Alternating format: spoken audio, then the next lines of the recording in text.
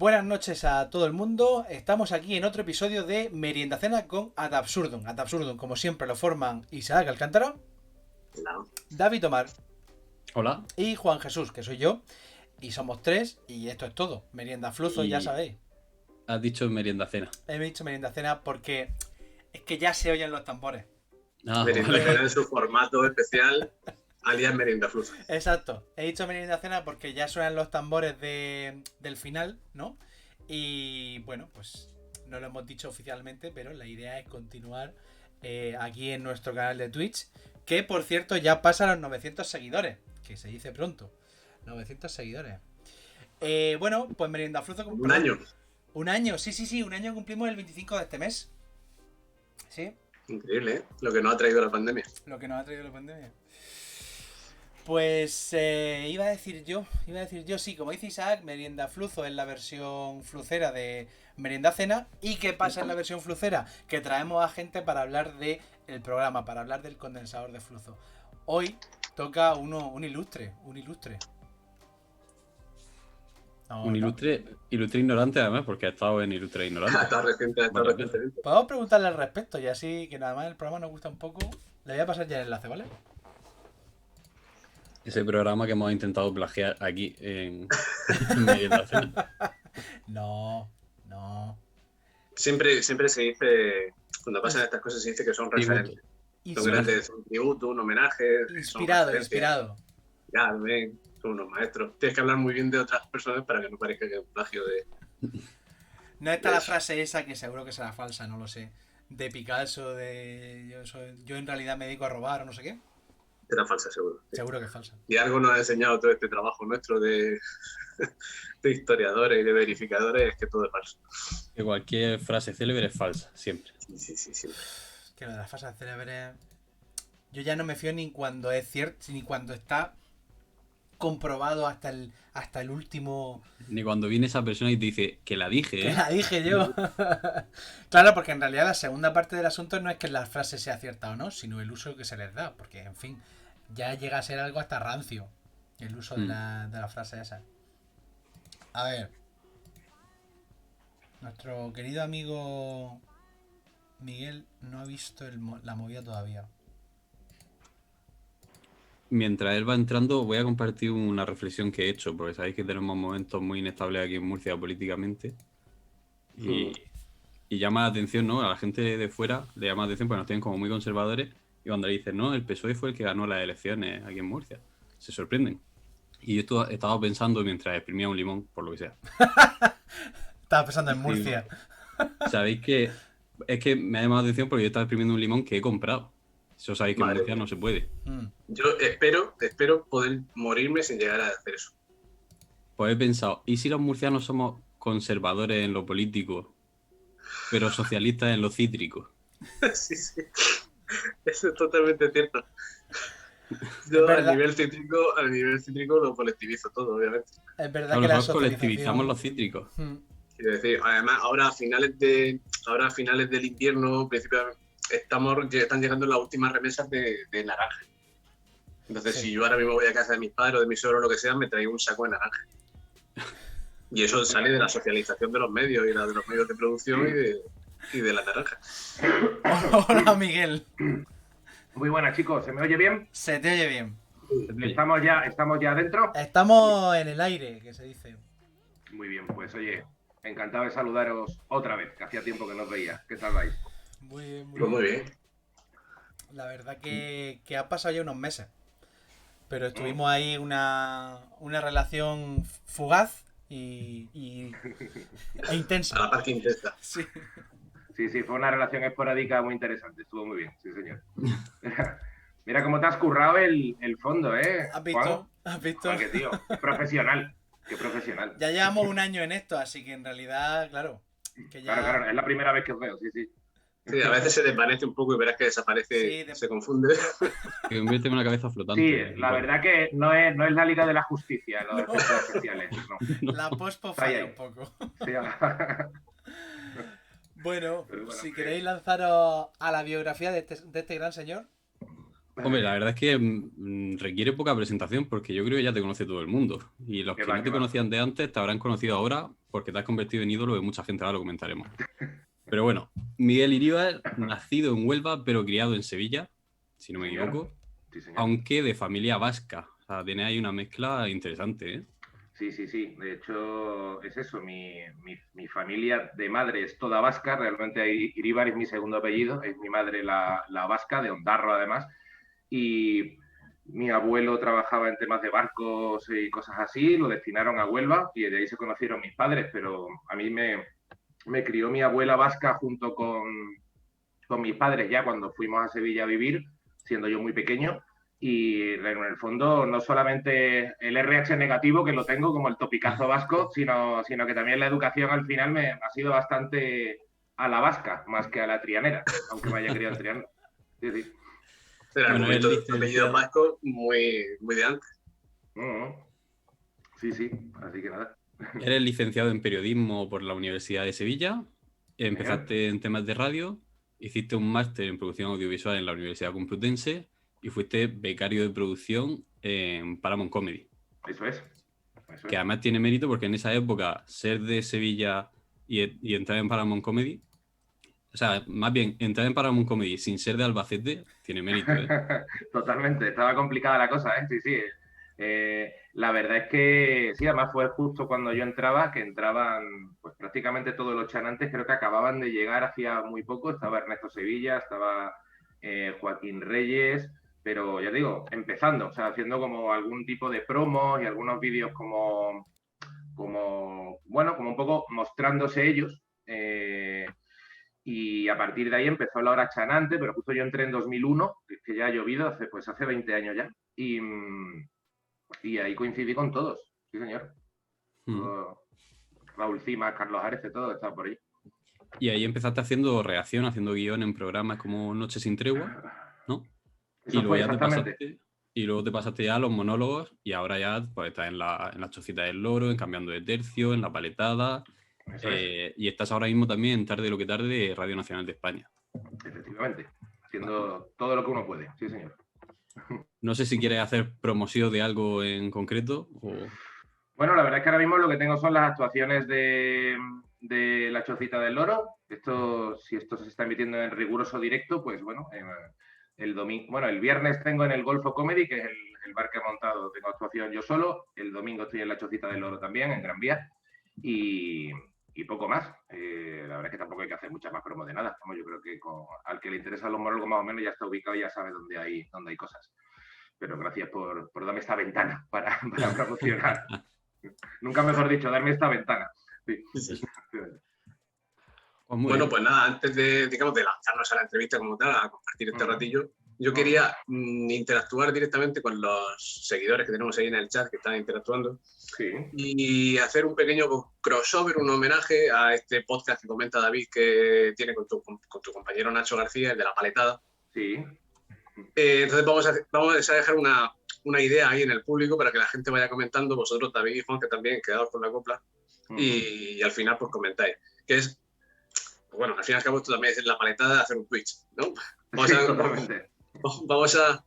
a dejar en el público, los seguidores, la gente que está ahí en el chat, la idea de la paletada asociada a las cosas de historia y al mundo de los historiadores. Entonces yo os dejo un par de ideas y ya ir publicando y manteniendo eso activo para recopilar algunas al final. Por ejemplo, la paletada de comprar un montón de libros y no leérselos. O la paletada del más que una pregunta, yo lo que tengo es una reflexión al final de un congreso. Esas de las mejores. Así que os dejo ahí eso en el chat, vosotros también pensar alguna y luego retomamos eso. Pues es que la paletada, o sea, es verdad que la historia se da mucho pie a paletadas, ¿eh? Se presta. Sí, totalmente. Así que vamos a ver lo que sale de ahí. Bueno, la primera pregunta es también en sí un poco paletada, es un poco rollo, un poco compromiso, lo de siempre, pero hay que hacerla. Tienes que decirnos un referente en el mundo de la comedia. ¿Español o de fuera o de lo que sea? Pues puedes decir uno español y uno de fuera o decir lo que tú quieras. Pues mira, la verdad es que diría referente nacional, me gusta mucho lo que hace pues un Raúl Cimas, me gusta mucho lo que hace Goyo Jiménez, me gusta mucho lo que hace Nacho García, me gusta mucho lo que hace Iggy Rubín, Miguel Esteban. La verdad es que a nivel nacional hay cómicos muy buenos. Y a nivel internacional, pues me quedaría con clásicos de los 90 como Bill Hicks, que abrió mucho camino en la comedia. Y más recientemente un Dave Chappelle, Louis C.K. a mí me gusta mucho, aunque así un poco el hombre pues, ha caído un poquito en desgracia con su comportamiento, pero me parece un comicazo. Bueno, hay mucha comedia muy buena, que hace 20 años cuando empezábamos en esto no se conocía casi nada, porque es que no había YouTube, teníamos que comprar a veces los DVDs en Amazon americano porque ni siquiera había Amazon y te arriesgabas a que la aduana te lo pillaran. Pero bueno, esos serían un poco mis referentes principales. Jim Jeffries también me gusta mucho, Bill Burr. Mucha gente muy buena. Y oye, tú siempre tú tienes dos patas, una en el mundo del humor y otra en el mundo de la comunicación. Y de hecho en varias entrevistas has dicho que en realidad el humor fue un poco casi de casualidad, que entre comillas. Pero hoy en día, que en principio la referencia es principalmente humorística, ¿qué te tira más? ¿Te sigue tirando la comunicación o ya estás en el mundo del humor y se acabó? Bueno, es que yo creo que al final el humor no deja de ser comunicación que intenta hacer reír de una forma más clara, pero que como que tiene ese objetivo claro. Pero comunicación puede ser comunicación más periodística, hay comunicación más divulgativa, especializada. Creo que comunicación es todo. Lo que pasa es que es cierto que yo, que había hecho periodismo, que me gustaba más el cine, tenía como idea en la cabeza trabajar más pues en cine o en algún programa incluso, pues eso, de periodista. A lo mejor de pequeño quería estar en el Caiga quien caiga, yo qué sé, pero realmente siempre me gustó mucho la radio, siempre me gustó mucho el género de la entrevista y cuando entré en comedy y empecé a desarrollar también la vertiente humorística, me di cuenta que me gustaba. O sea, es una especie de pantallita que hay que desbloquear, que no la tienes clara porque es muy difícil asumir que tú vas a ser el gracioso. O sea, eso es algo que si no lo llevas como de serie, igual te choca y de repente cuando simplemente ves que, bueno, que es una manera de escribir, llevar una actitud también y que eso en un momento dado puede hacer gracia, también engancha mucho. O sea, en el fondo, aunque me encanta la radio y realmente me veo envejeciendo teniendo un programa de radio guay o, bueno, que ahora están los podcasts, pero bueno, yo con tener un podcast, un programa de radio en condiciones que a mí me guste, yo sería feliz. Pero es cierto que la adrenalina que tiene actuar en directo para gente y provocarle la risa es una cosa que es muy bonita, engancha mucho y que nunca me había esperado que llegase, pero engancha. O sea, me gustaría mantenerlo todo lo que pudiera. Y no sé si serás consciente, bueno, ya lo habrás visto a través de las redes, que tu sección dentro del programa ha enganchado mucho a la gente. Tienes todo un fenómeno fan detrás. No he sido tan consciente de eso, la verdad, porque creo que todos los colaboradores, desde Sara Ruballo, Traité, Carmen Guillén, o sea, la verdad es que creo que en general, por lo que he percibido en Twitter, tampoco he rascado mucho más, pero veo, no sé si fenómeno fan, pero veo que desde luego ha sido un trabajo en el que obviamente vosotros habéis estado detrás de las cámaras, pero creo que ha sido un trabajo que todo el mundo ha reconocido como un trabajo digno, serio, honesto y que ha quedado entretenido. O sea, ya digo, no creo que la mía en especial haya generado tal, porque creo que en el fondo todo el mundo ha tenido su cuota de, joder, a la gente le ha gustado el curro. Eso es muy bonito. Pues vamos a meternos ya de lleno en lo que es tu sección y la primera pregunta obligada siempre cuando venís gente ajena a la historia en principio es ¿cómo era vuestra relación con la historia? O sea, ¿cómo era tu relación con la historia antes del programa?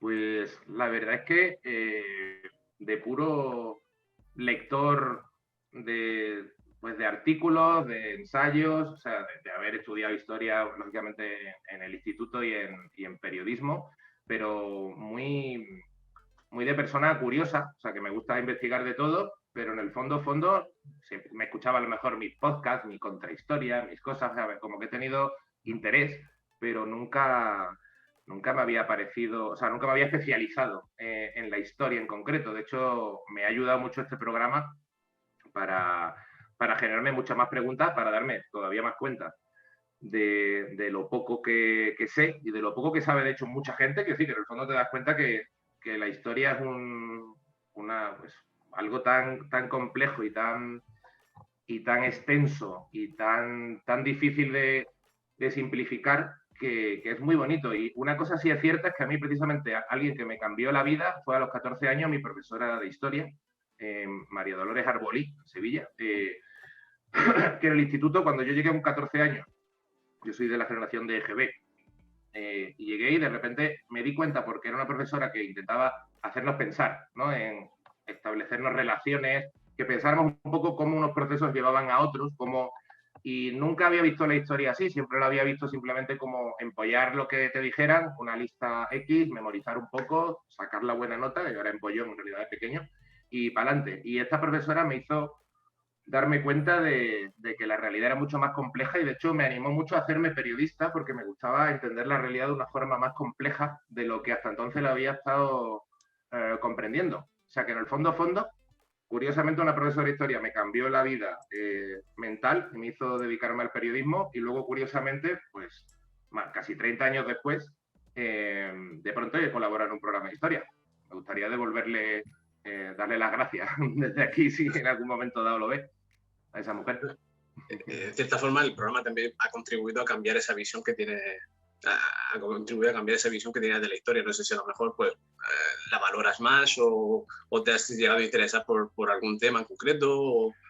Pues la valoro mucho más, no es que no la valorase antes tampoco, pero la valoro en cuanto a que me he interesado mucho más. Es verdad que de repente me he esforzado más por escuchar muchos más podcasts de historia, leer más artículos, verlo con una perspectiva nueva. No sabía que había gente como vosotros que... O sea, sí me había dado cuenta de que efectivamente los podcasts de historia, los artículos iban ganando terreno. Siempre me he zampado todos los documentales de historia, siempre me han gustado mucho también, pero a este nivel de red social no sabía que había un movimiento tan potente de gente que le interesara y que además lo estuviera haciendo de una forma dinámica, ¿sabes? Que no oliera un poquito a bolita de alcanfor, que no oliera a académico aburrido, que a lo mejor el tío es súper divertido e interesante, pero no sabía que estaba eso ahí. Y la verdad es que me habéis abierto entre todos un mundo y sigo en él. O sea, me he planteado hasta meterme a estudiar la carrera de historia, pero no lo voy a hacer. Simplemente... Va a seguir los pasos de Cansado. No creo, pero sí que de pronto tiro mucho más o sea, me atraen mucho más todos los artículos, todos los documentales, todos los podcasts relacionados con historia que antes. Eso es así. Oye, y con respecto al tema de atracción por temas concretos, de los vídeos que bueno, los VTR que has hecho fuera de plató, ¿cuál ha sido el que a ti más has dicho, joder, qué chulo está esto, qué guapo este tema? Pues, joder, la verdad es que, bueno, me gustó mucho ir a Atapuerca, por ejemplo, conocer a Juan Luis Arzuaga. La verdad es que es un tío que ya le seguía la pista y siempre me ha gustado mucho, bueno, la evolución ya entendida del ser humano. O sea, siempre pues, lo típico, te lees, ya no historia, pero te lees el libro este mítico de Sapiens, que ha sido todo un bestseller, que te cuenta un poco toda la vida, y ir ahí de pronto a Atapuerca, entender un poco la relevancia que tiene un yacimiento como ese, que te lo explique Arzuaga, que es un tío, joder, muy, muy reputado y muy interesante. Por ejemplo, Atapuerca me gustó mucho, por ejemplo, el que hicimos sobre la residencia de estudiantes y la relación entre Lorca, Buñuel y Dalí en la residencia, porque incluso hay una información, por ejemplo, que me gustó mucho, que no salió en el programa porque no dio tiempo por edición, pero creo que fue muy interesante, me llamó la atención en la relación que ya sabíamos que podía ser un poco rara y conflictiva. Me acuerdo que, no sé si era Eduardo García, creo, en el Museo Chicote, que era donde se reunían todos, por ejemplo, nos contó que, claro, que la relación acabó fatal, fusilaron a Lorca, Buñuel y Dalí estaban en Nueva York, Buñuel estaba currando en el MoMA, y de pronto se ve que Dalí publicó en unas memorias que Buñuel era comunista. Entonces, de pronto, bueno, pues en aquella época, lógicamente en Estados Unidos, echaron a Buñuel del MoMA. Buñuel estaba en Nueva York de pronto, con una mano delante y otra detrás. No podía pagarse el piso, le pidió dinero a Dalí y Dalí le escribió una carta que tiene el hijo de Buñuel en su poder, en la que le decía a Buñuel, mira, yo no le pidió $50 y le dijo, mira, yo no le dejo dinero a amigos y además me alegro de que Franco ganara la guerra, ¿no? Joder, hostia, la verdad es que son cosas que a lo mejor, bueno, igual está ahí en 40.000 artículos, pero yo no lo sabía y me gustó mucho también, o sea, ya digo, hay muchas informaciones que de pronto te cuenta la gente, ya digo, en el fondo también he tenido la sensación de haber estudiado, como si me hubiera estudiado muchos exámenes de golpe y después te acuerdas de cosas, pero se te ha olvidado un montón, ¿no? Pero recuerdo mucho también Eduardo Manzano era el experto en Al-Ándalus también, Sí. que lo habéis tenido también, ¿verdad? Aquí no hace tanto. Sí. Me gustó mucho también cómo explicaba la crisis del califato de Córdoba. Nunca había estado siendo de Sevilla, nunca había ido a conocer Medina Zahara y me impresionó bastante, la verdad, y me gustó. O sea, la verdad es que los reportajes, la parte buena que ha tenido el viajar ha sido eso, ir, pum, al sitio donde se produjeron las cosas y conocer de pronto a gente que me agobiaba mucho tener que ir un día solo a grabar y hacerle una entrevista de 1 hora para sacarle encima 3 minutos, cuando dijo es que me tiraría una semana con cada una de estas gente que me explicara de verdad todo lo que se me ocurre preguntar. La gente, vamos a hacerte un poco de justicia también, porque mucha gente no sabe que esto se ha grabado de forma muy rápida. Y había vídeos tuyos que se decidían prácticamente un día o dos antes de cómo iban a ser y demás. O sea, que eso ha sido muy complicado. Pero precisamente por lo que cuentas, no sé si te habrás dado cuenta que has despertado también muchas envidias. Porque como mucha de la gente que ve el programa son historiadores o aficionados a la historia, de repente te ven a ti que puedes acceder a los fondos del Museo Arqueológico Nacional o que estás hablando con Emilio Laparra o con Eduardo Manzano. Claro. Y esa gente te envidia muchísimo, pero hay momentos en los que tú has podido valorar eso porque conocías a Arzuaga y demás, pero no has tenido ningún momento de esos de ¿qué mierda hago yo aquí? Que no sé ni quién es la persona que me está hablando, ni de qué me está hablando. Todo el rato. A menudo sentía eso. O sea, a menudo me daba cuenta. A ver, es lo que te digo, muchas veces, como bien has dicho antes, recibía el guión o incluso se confirmaba la entrevista, a veces el último día, porque a veces algún invitado había fallado, no.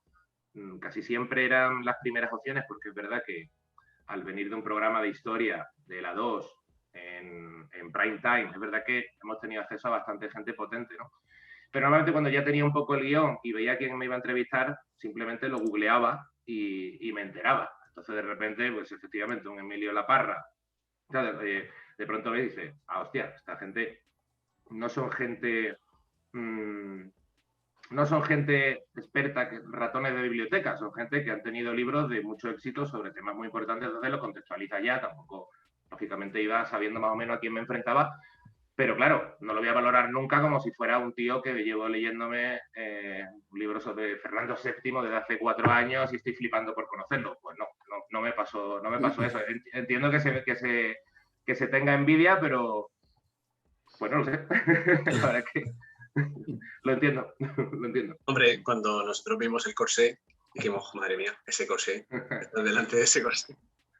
No, y por ejemplo el archivo de Indias en Sevilla, que también cuando quieras que no, es la ciudad donde me he criado, también es eso, de pronto tomas un poco conciencia, entras de alguna forma un poco como invitado VIP a esas instalaciones, te enseñan pues todo, y tomas conciencia de decir, oye, esto está muy bien, efectivamente, pero bueno, también al final es una de las cosas buenas por las que estudié periodismo es porque precisamente esa especie de ser intermediario entre el público y el hecho o la gente que genera una información de verdad especializada, pues es el periodista, es la ventaja que tiene.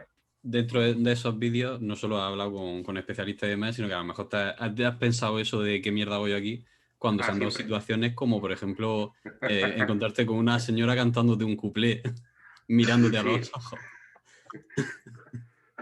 Olga Ramos creo que se llamaba, ¿no? La mujer. Claro, es que había un punto, bueno, en el caso de Olga, en general ha habido dos cosas. Por el caso de la cantante de cuplé, claro, señora ya con su edad, que te canta el cuplé, que yo no puedo estar lógicamente más alejado de la música, y claro, te la ves ahí en un bar, creo que se grabó en la estupenda bar, y de pronto, la mujer ahí con todas las boas, tal, cantando el cuplé, que por exigencias también del guionte, como que te hace todo el paripé de mirarte a los ojos, de todo el rollo, y tú encima, que a lo mejor te has vestido con una gabardina, como para hacer un poco de personaje, como también poniendo cara de, bueno, aquí estoy en mi bar. Bueno, pues curioso, eso por un lado, y luego claro, como decíamos también de broma con Jesús Mancebón y con David de producción y con editores, como bueno, a veces me pagan por ir a molestar a gente muy mayor, porque de pronto te vas, yo que sé, a Fresnedillas de la Oliva, a entrevistar a un señor ahí, el hombre de 90 años que estuvo cuando se ayudó al viaje a la luna. Y claro, son señores que los pillas ahí un poco a contrapié, que no han visto un Twitter ni han visto nada y los pillamos un poquito a los pobres con pocas ganas de hablar. Y me sentí un poco de, guau, vaya tela. Pero eso siempre es divertido. De hecho, Bueno, yo personalmente, uno de los que más me gustó fue la entrevista al alcalde de Atapuerca. Porque claro, Sí. entrevistar al Arzuaga en Atapuerca, pues bueno. Pero al Claro. alcalde... Sí. Lo iba a decir que a ese hombre se le había entusiasmado, también a la señora en Benidorm también estaba muy... Bueno, Eso es algo, la Y de- señora que fundó el hotel, sí, es que Benito también fue un reportaje muy bonito. Sí. De hecho, lo del alcalde también sirve incluso para dejar claro que a veces la historia, cuando está ocurriendo, no nos damos cuenta. Y es que es lo que decía él. Cuando estaba ocurriendo las primeras excavaciones, ellos en realidad decían, bueno, pues están ahí, no tenemos ni la más remota idea de lo que está pasando. Y claro, años más tarde, cuando ya son conscientes de lo que pasa, ya la perspectiva cambia.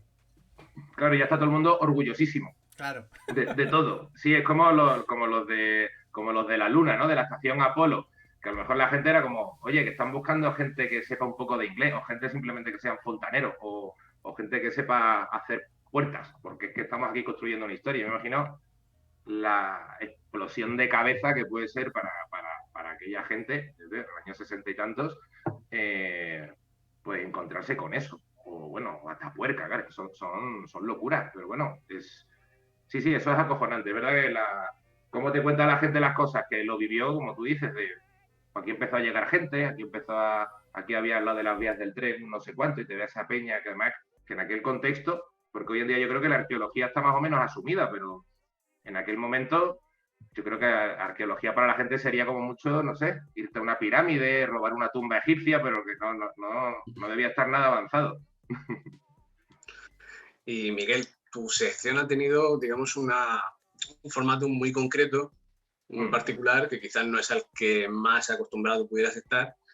¿Cómo has llevado el cambio o la adaptación a ese tipo de formato tan específico? Pues, bueno, por suerte, la verdad es que los guiones también los hacía Pepón Fuentes, con Jesús, los estábamos muchas veces revisando, pero muchas veces tampoco daba tiempo a mucho.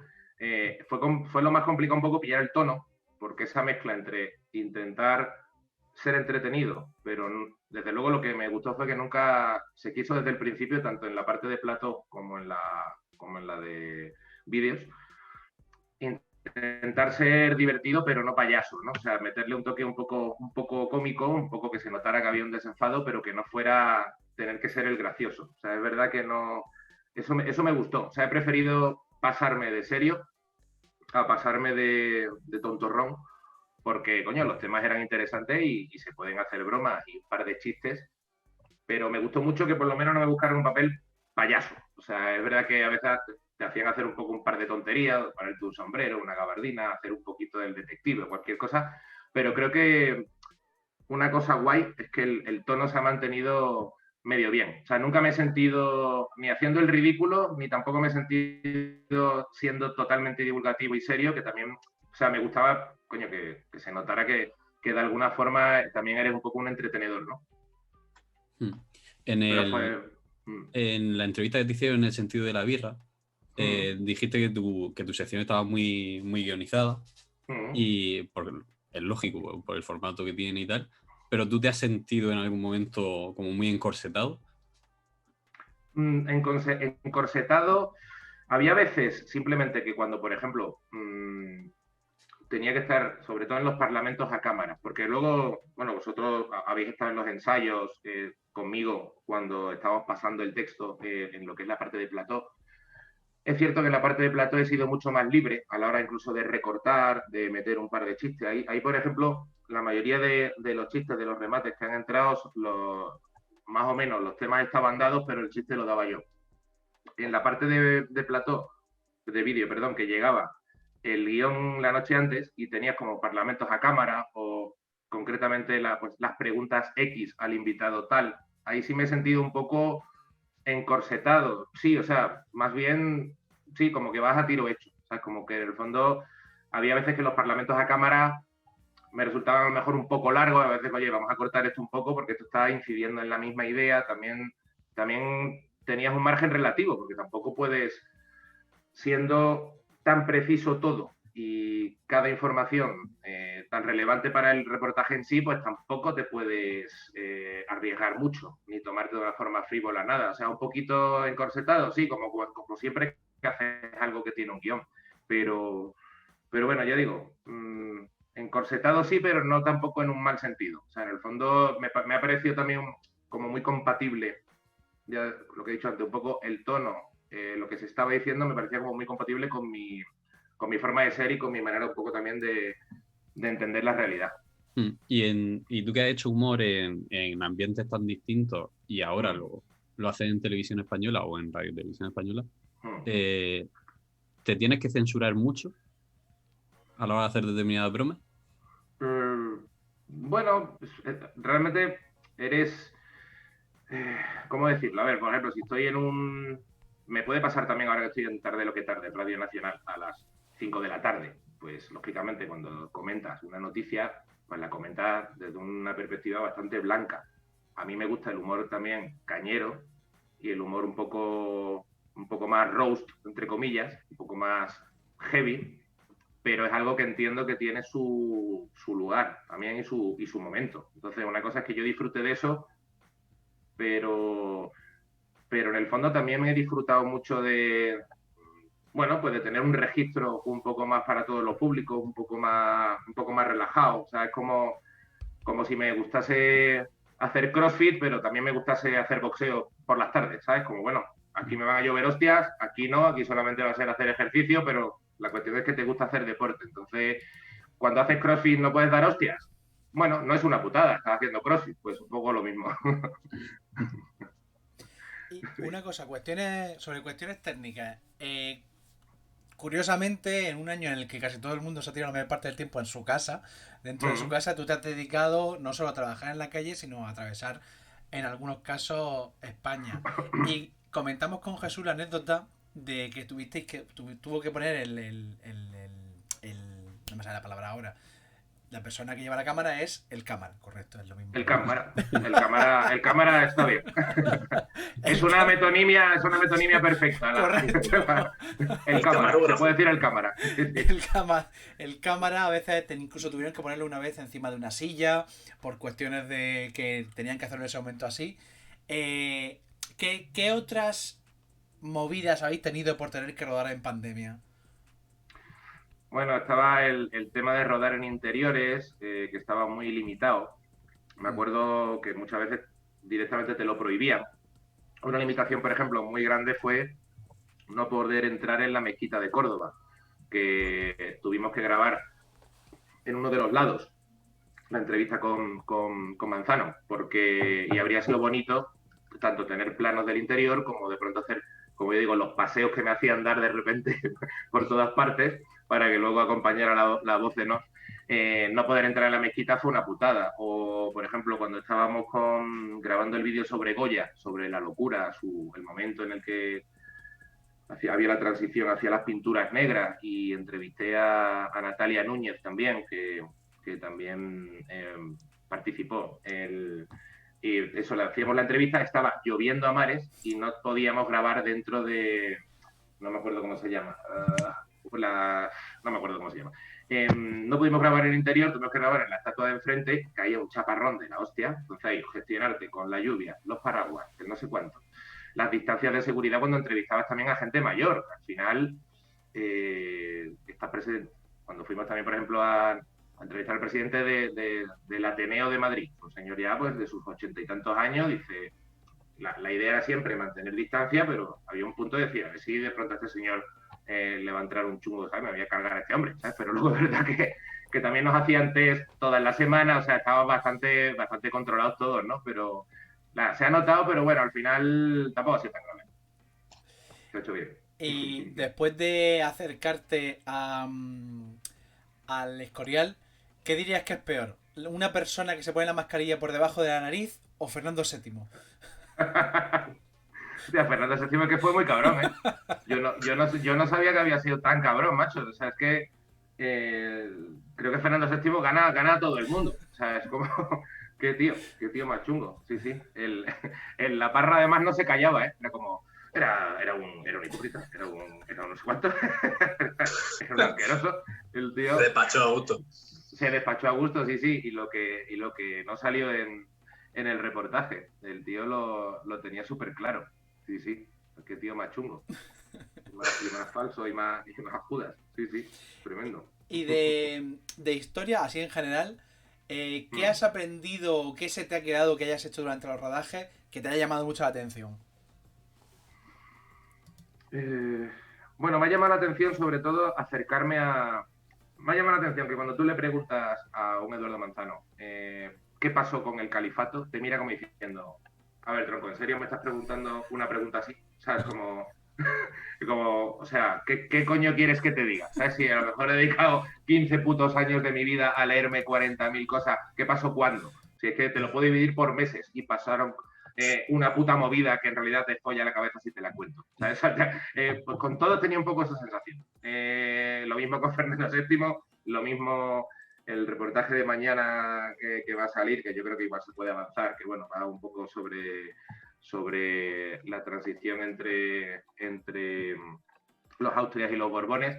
Hay un punto en el que cuando le preguntas a la gente las cosas como, a ver, tío, es que no te puedo responder. O sea, es que no hay una respuesta, sino que en el fondo te la puedo resumir un poquito como para libro de texto, te la puedo resumir para que te genere una inquietud, pero sí que te hace ver, a través de su intento de resumen, sí que es verdad que te hace un poquito entrar y dices, como que te permite un poco vislumbrar todo lo que hay. Entonces yo creo que lo que he aprendido es a poner esa mirilla hacia el abismo y darme cuenta sobre todo de lo que decía antes, de lo que no sé, de lo que estaría bien enterarme bien. Pues nosotros sí que hemos aprendido un par de cosas contigo, ¿eh? Parece que no, pero tú nos has enseñado dos cosas. Okay. La primera, además, fue en el primer día de rodaje, que ahí yo ya aluciné, que fue las monedas con forma de jamón. Ah, sí, es verdad. Te la he pasado por WhatsApp, Juanje, por si quieres enseñarlas para que la vea la gente en directo. Hostia, esa fue muy buena. Claro, a ver, es verdad que, ya digo, aunque los guiones estaban hechos, sí que es cierto que, por ejemplo, para todo lo de plató y para cosas, es verdad que buscaba siempre información sobre los temas también para complementar y para sentirme que estaba hablando sobre algo que más o menos, aunque sea de estudiante de último día, pero buscaba cosas y una de las cosas que me dio mucha curiosidad fue, de entrada, lo apreciado que fue por los romanos, ¿no? Los productos ibéricos de la península y que era tanto que habían hecho monedas con forma de paleta de jamón. Pues digo, como, esta gente sí que sabe. Esa pezuña también hecha. Con su pezuñita y todo, sí, parece como, no sé. Yo es que no tenía ni idea del tema y cuando de repente me mira Hitor y me dice, ¿eso es verdad? Y digo, ¿y yo qué sé? O se le inventa este tarao que tenemos aquí, ¿no? Dice Traité que hay que implantar los jamonetes como moneda oficial. Totalmente. Las monedas con forma de jamón, tío, no me acordaba. Y sí, fue en el primer programa. Sí, cuando se hablaba de los pioneros y en el plató se hablaba de cuando llegaron los romanos. Sí, las moneditas con pata de jamón. ¿Y qué más? ¿Decías que había alguna cosa más? O sea... Y la otra fue que me enseñaste que el humor es mucho más científico de lo que parece. Mucho más matemático, sí. Tú no te acordarás de la conversación, para mí se me quedó grabado porque en un ensayo te había hecho un chiste sobre la tuna de Salamanca. Sí. Y yo te dije, a mí me suena más gracioso decir medicina, la tuna de medicina. Y entonces tú me dijiste, no, porque, y empezaste a hablarme de vocales, de oclusivas, de cómo combinar las distintas letras para que fuese una palabra más graciosa que otra. Sí. Que yo dije, pero si es que hay ciencia, esto está estudiado. Es que está bastante estudiado, sí, y el tema de la fonética en las palabras, yo creo que es bastante lógico que las palabras, como tú dices, las letras las oclusivas o bilabiales, o sea, el b o el k, son más graciosas. O sea, es como siempre es más graciosa una cacatúa que un jilguero, ¿sabes? Que cacatúa suena más gracioso. Pues a lo mejor en ese momento Salamanca suena más gracioso que medicina. O sea, a lo mejor iba por ahí. Mira que Salamanca tampoco que sea la hostia, pero en cuanto metes bilabiales y oclusivas, la palabra suele ser más graciosa. Igual que también si es más corta y concluyente, un kiwi siempre va a ser más gracioso que una naranja.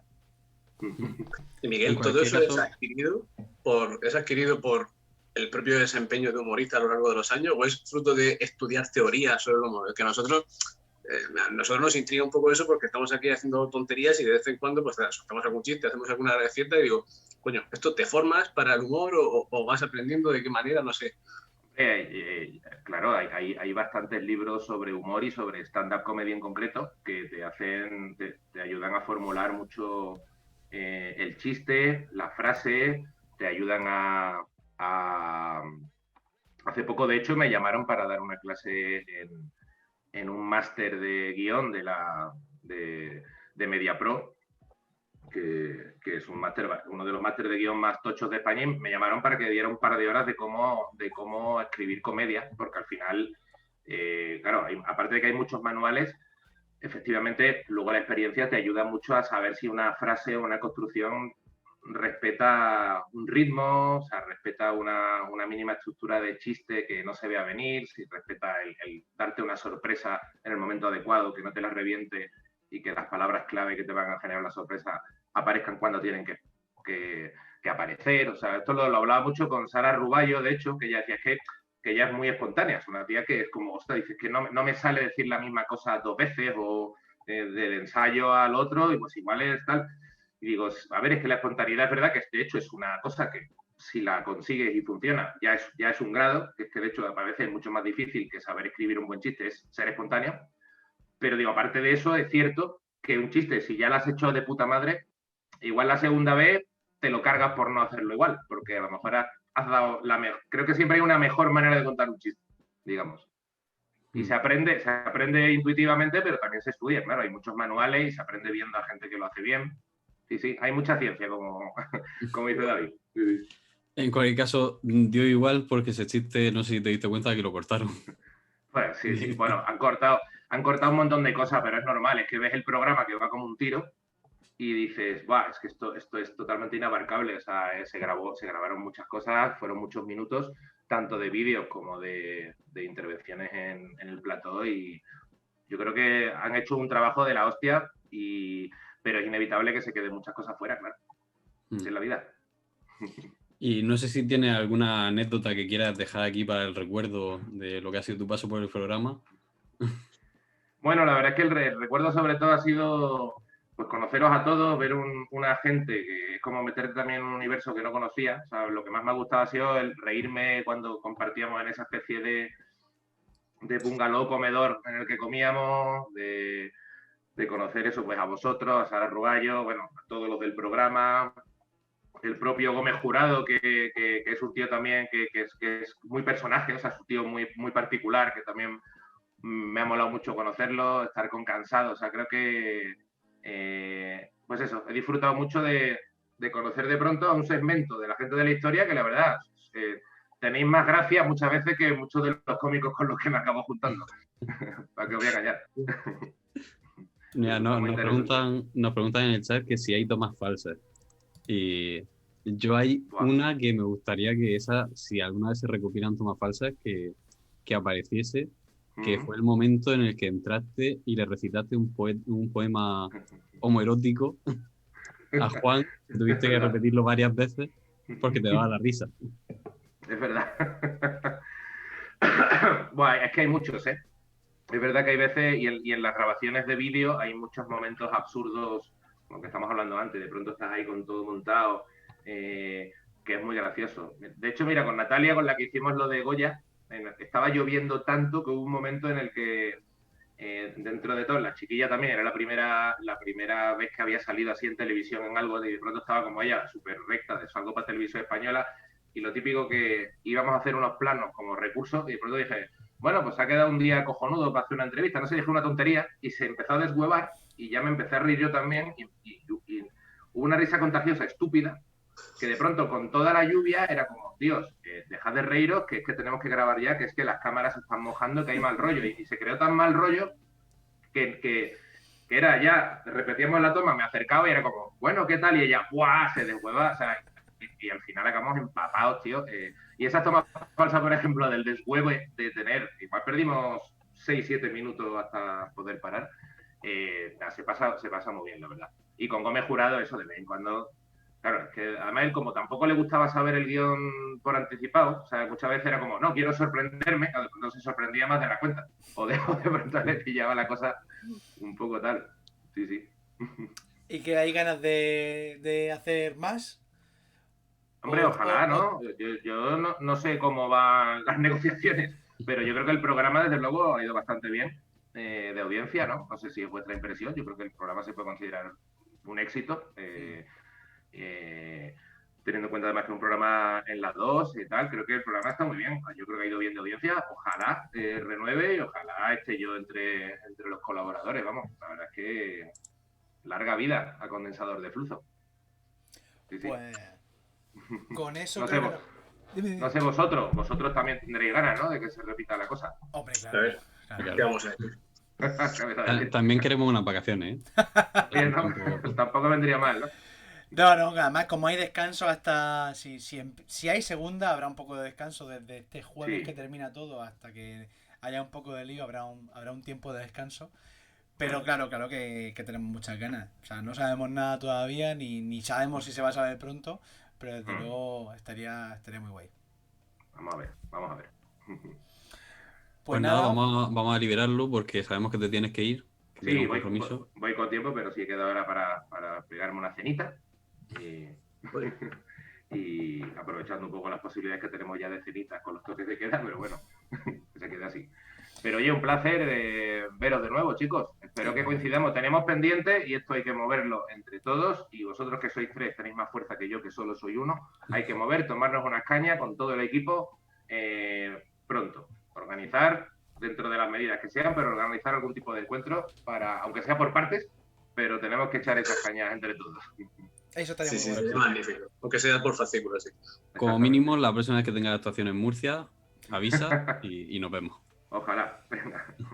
Muy bien, tío. Pues Bueno, muchas Miguel, gracias. muchísimas gracias por venir aquí y muchísimas gracias por todo. A vosotros, chicos. Venga, hasta luego. Un placer.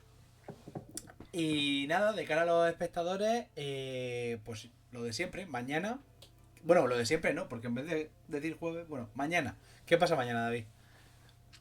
Pues mañana repetimos por última vez a las 10 en la 2 de Televisión Española de Condensador de Flujo, que ya es la despedida, ya es el último episodio. Por última vez. Ya... Últimas veces. Claro, últimas veces. Fluzo, últimas veces. Sí. Recordar la tilde, hay que poner la tilde siempre. Que aunque da igual, hay que Los ponerla. hashtags hay que poner la tilde también. Hay que poner la tilde. No es excusa. Así que nada, mañana a las 10, ya recordad, Condensador de Flujo. Pero eso no es todo. Porque ¿qué pasa el domingo, Isaac? No es todo porque el domingo volvemos aquí con las meriendas Fluzo y el domingo a las 7 pues tendremos más movidas fluceras. Así es. El domingo nos volvemos a ver y por lo demás, pues un saludo a todo el mundo y que vaya muy bien. Chao.